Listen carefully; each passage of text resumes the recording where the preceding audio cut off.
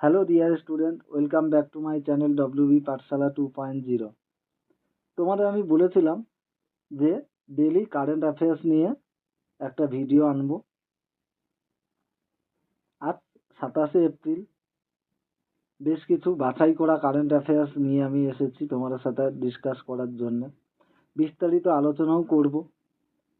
তো ফার্স্ট আমরা দেখব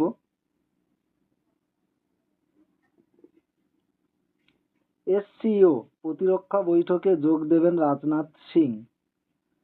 তো বিস্তারিত সব কিছু আমরা আলোচনা করব, যে এসসিওর ফুল ফর্ম থেকে শুরু করে এসসিওর সদর দপ্তর সব কিছু আমরা একসাথে আলোচনা করব। চলো দেখো এসসিওর ফুল ফর্ম কি আছে। এখানে দেখো এসসিওর ফুল ফর্ম দেয়া আছে সাংহাই কোঅপারেশন অর্গানাইজেশন। এটা দেখে নেবে তোমরা। এই একটা পিডিএফ এর মধ্যেই অনেকগুলো কোশ্চেন করতে পারবে। আমি যতগুলো সম্ভব তোমাদের সাথে শেয়ার করব। এসসিওর সদর দপ্তর কোথায় আছে? চীনের বেজিং এ আছে এসসিওর সদর দপ্তর। এখানে ডিটেলসটা দেখো একবার। প্রতিরক্ষা মন্ত্রী রাজনাথ সিং সাংহাই সহযোগিতা সংস্থা অর্থাৎ এসসিও বৈঠকে যোগ দিচ্ছেন কবে না 27 ও 28 এপ্রিল, যেটা কিনা হবে কিরগিজস্তানের বিশকেকে। এখান থেকে আরো একটা কোশ্চেন তোমরা দেখবে যে এসসিও যে সভা অনুষ্ঠিত হবে সেটা কিরগিজস্তানের বিশকেকে হবে এবং কত তারিখে হবে? 27 এবং 28 এপ্রিল। এখানে ডিটেলসটা দেখো একবার। এখানে কি কি এই সভায় আলোচনা হতে পারে তার একটা লিস্ট দিয়েছে। আঞ্চলিক নিরাপত্তা চ্যালেঞ্জ, সন্ত্রাসবাদ, উগ্রবাদ এবং ইউরোপীয় ও এশিয়া জুড়ে পরিবর্তনশীল ভূ রাজনৈতিক পরিস্থিতির উপর আলোকপাত করা হবে।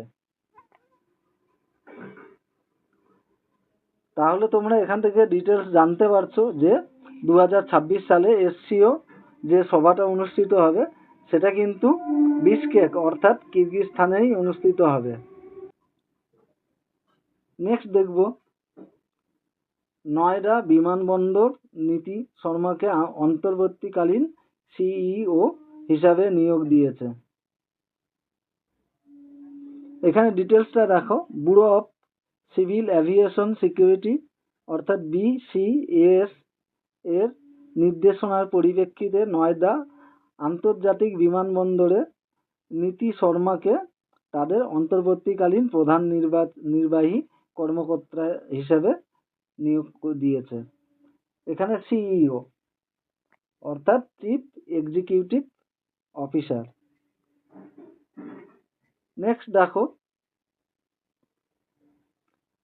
সেনাপ্রধান general Upendra ত্রিবেদীর hall of fame সম্মাননা।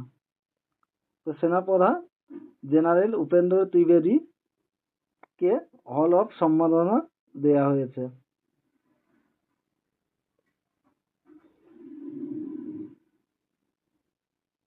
এখানে একটা ডিটেলস তোমরা দেখো। এই বিরল সম্মান অর্জনকারী তৃতীয় ভারতীয় সেনাপ্রধান হিসাবে তিনি ভারত ও যুক্তরাষ্ট্রের মধ্যে প্রতিরক্ষা সহযোগিতার বিষয়টিকেই তুলে ধরেছেন। নেক্সট দেখো নীতি আয়োগে নতুন নেতৃত্বের মুখ, অর্থাৎ সুমন বেরির জায়গায় কে নীতি আয়োগে নিযুক্তি পেলেন। এখানে নামটা রাখো তোমরা। অশোক লাহিড়ীকে নীতি আয়োগের নতুন সহসভাপতি হিসাবে নিয়োগ করা হয়েছে। তো এর আগে যদি বলা হয় নীতি আয়োগের চেয়ারম্যান কে ছিল, তাহলে আমাদের হয়ে যাবে নরেন্দ্র মোদী। অর্থাৎ যে গভর্নমেন্ট থাকে এবং প্রধানমন্ত্রী যিনি থাকেন তিনি নীতি আয়োগের চেয়ারম্যান হন এবং সহসভাপতি নিয়োগ হলেন কে? অশোক লাহিড়ী। তার আগে কে ছিলেন? সুমন বেরি। এটা তোমরা ভালো করে দেখবে, ঠিক আছে? তোমার একটা হোমওয়ার্ক এখান থেকে দিচ্ছি।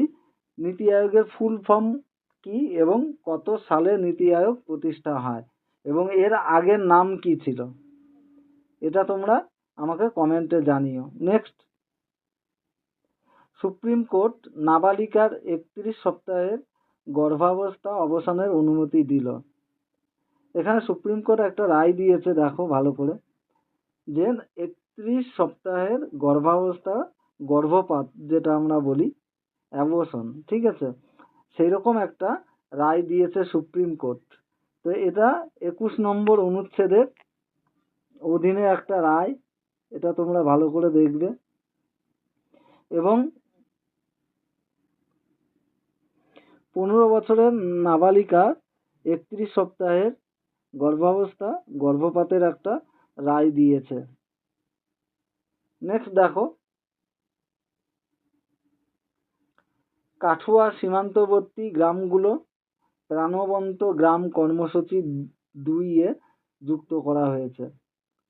এখানে ডিটেলসে দেখব, সরকার পরিকল্পনার উন্নতি এবং জনকল্যাণমূলক প্রকল্পগুলোর পূর্ণাঙ্গ বাস্তবায়ন নিশ্চিত করার লক্ষ্যে জম্মু ও কাশ্মীরের কাঠুয়া জেলায় 6টি সীমান্ত গ্রামকে ভারত বন্য ভিলেজ প্রোগ্রাম 2 এর আওতায় অন্তর্ভুক্ত করা হয়েছে। এই গ্রামগুলো আন্তর্জাতিক সীমান্ত বরাবর অবস্থিত এবং সীমান্ত নিরাপত্তা ও গ্রামীণ উন্নয়নের জন্য অত্যন্ত গুরুত্বপূর্ণ। এই পদক্ষেপের লক্ষ্য হলো সংশ্লিষ্ট সীমান্ত এলাকায় বসবাসকারী বাসিন্দাদের জন্য যোগাযোগের ব্যবস্থা, জনসেবা এবং আর্থ সামাজিক সুযোগ সুবিধা জোরদার করা। নেক্সট,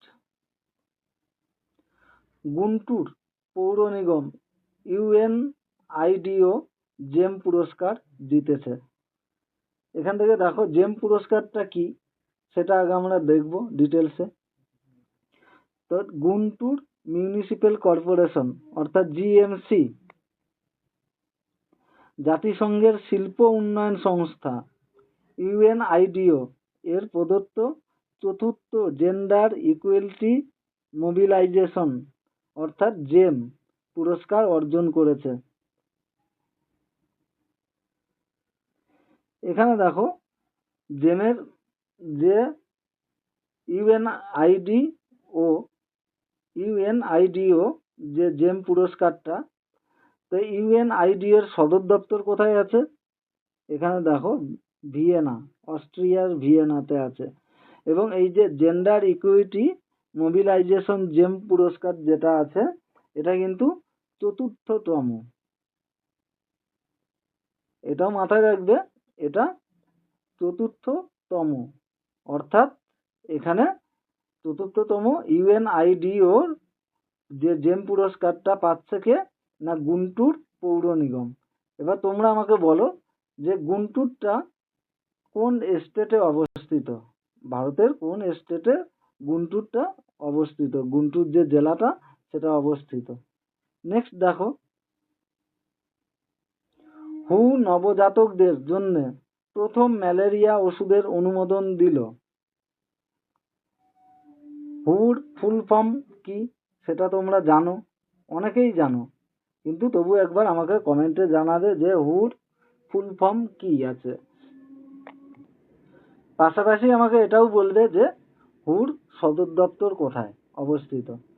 এখানে ডিটেলসে আমরা দেখব যে বিশ্ব স্বাস্থ্য সংস্থা অর্থাৎ হুর ফুল ফর্ম এখানেই বেরিয়ে গেল।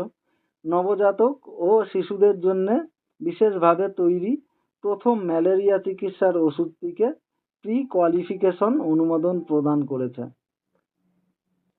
এবার দেখো এই ওষুধটির নাম কি, অ্যাটেমিশন লুমেফ্যান্টিন নামের এই ওষুধটি সবচেয়ে কম বয়সী ও ঝুঁকিপূর্ণ শিশুদের মধ্যে ম্যালেরিয়া জনিত মৃত্যুর হার কমাতে একটি গুরুত্বপূর্ণ পদক্ষেপ। এখানে দেখো বেশ কিছু গুরুত্বপূর্ণ পয়েন্ট এখানে দেয়া আছে। আফ্রিকায় সবথেকে বেশি এই ম্যালেরিয়া আক্রান্ত শিশু দেখা যায়। তো তার জন্য একটা বড় চ্যালেঞ্জ হয়ে দাঁড়িয়েছে হুর ক্ষেত্রে যে ম্যালেরিয়া প্রতিরোধ করার জন্য। তাই তারা অ্যাট্রোমিশন লুমেফ্যান্ট্রিন নামে এই ওষুধটি আবিষ্কার করেছে। নেক্সট, বসরা স্মৃতিসৌধে যুক্ত হলেন প্রথম বিশ্বযুদ্ধে 33,000 ভারতীয় সৈনিক। এখানে ডিটেলসটা দেখো একবার। প্রথম বিশ্বযুদ্ধ চলাকালীন যেসব ভারতীয় সৈনিক মৃত্যুবরণ করেছিল সেরকম 33,000 সেনার নাম, যা ইরাকের বসরা স্মৃতিসৌধ থেকে বাদ পড়েছিল, তা এখন নতুন ডিজিটাল প্যানেলের মাধ্যমে স্মরণীয় করে রাখা হয়েছে। এই ছিল আমাদের আজকের কারেন্ট অ্যাফেয়ার্স নিয়ে আলোচনা করার।